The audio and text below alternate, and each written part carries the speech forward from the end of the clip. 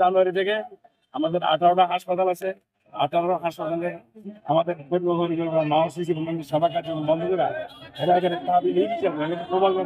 নেত্রী আছে, নেতা আছে, হিসেবে এরা গভর্নমেন্টের বিরোধী ব্যবস্থা পাওয়ার জন্য এবং আমাদের প্রতিষ্ঠানকে বন্ধ করার পাইকারি লিখতে হয়েছে। আর আমরা প্রতিষ্ঠানের পক্ষে কাজ করি। আমরা স্যার প্রতিষ্ঠান স্মৃতি চলুক, কোন প্রতিষ্ঠান প্রতিষ্ঠান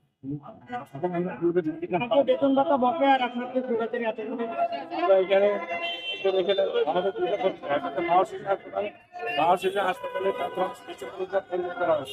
কিন্তু তারা ওদেরকে ভুল বুঝে বিভিন্ন কলম থেকে বিধি করে না। আমাদের সাধারণ অধিদপ্তরের সংস্থাগুলো অর্থ দ্বারা পরিচালিত হয়। আমাদের গত সেক্টর প্রোগ্রাম জুলাই 16 সাল থেকে 24 পর্যন্ত ডিসকাউন্ট হয়ে গেছে। আর জুলাই 24 থেকে জুন 29 সাল পর্যন্ত আমাদের এই কার্যক্রম 5 বছর আছে। এই অভিজ্ঞতা পাস হয় নাই। কবি পাস হওয়ার কারণে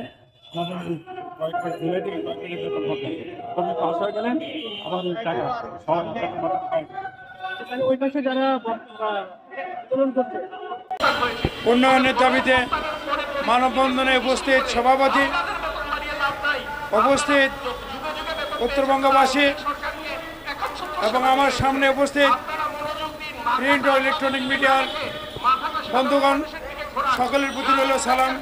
আসসালামু আলাইকুম রহমতুল্লাহ।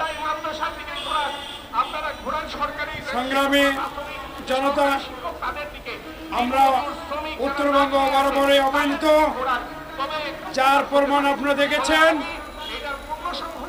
24-এর আন্দোলন, যেখানে রংপুরের থেকে আবু সাঈদ শহীদ হওয়ার পর্যন্ত নিয়ে এদেশের সরকারের পতন হয়েছে, অথচ সেই রংপুর বিভাগ, রাজশাহী বিভাগ তথা উত্তরবঙ্গ থেকে কোন অন্তর্বর্তীকালীন সরকারের উপদেষ্টা নিয়োগ করা হয় নাই, যা একেবারে জাতির জন্য লজ্জা বয়ে নিয়ে আছে। এত চরম বৈষম্য, আমরা বৈষম্যের বিরুদ্ধে লড়াই সংগ্রাম করেছি, অথচ সেই বৈষম্য আমাদের মাঝে আজকে চেপে বসেছে। মাননীয় প্রধান উপদেষ্টা, আপনি বলেছেন আমি আবু সাঈদের কোঠায় আমি প্রধান উপদেষ্টা হয়েছি, ভালো কথা, কিন্তু একজন সংস্কার কমিশনের কোন প্রধানকে আপনি উত্তরবঙ্গ থেকে আপনি নেননি, যা জাতির সাথে তামাশা করেছেন।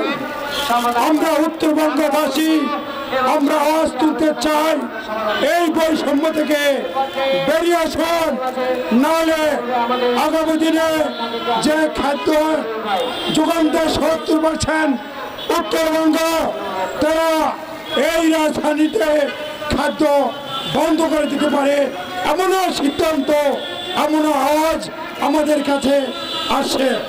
আমরা এই জন্য বলতে চাই, এই সরকারের যারা উপদেষ্টা আছেন তাদেরকে বলবো, আপনারা বৈষম্য বিরোধী আন্দোলনের কারণে আপনারা আজকে এই অন্তর্বর্তীকালীন সরকারের উপদেষ্টা হয়েছেন।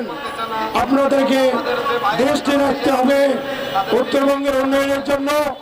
বরাবর এই উত্তরবঙ্গ অবহেলিত, আমাদের আজকে তিস্তার আজকে আমাদের পানি নেই, শুকিয়ে যাচ্ছে, আমরা ন্যায্য হিসাব পাচ্ছি না।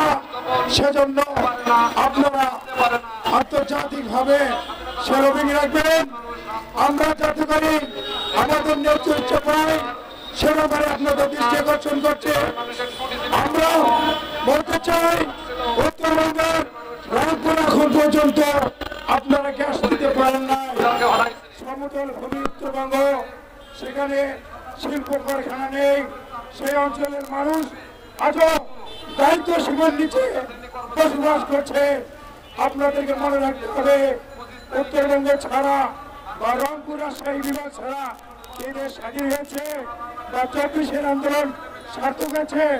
যদি সেই সব আন্দোলন সার্থক না হয়ে থাকে তাহলে আপনারা বৈষম্য না করে উত্তরবঙ্গে শিল্প কারখানা স্থাপন করুন, বেকারদের কর্মসংস্থানের ব্যবস্থা করুন, তাদেরকে আর বৈষম্য রাখবেন না।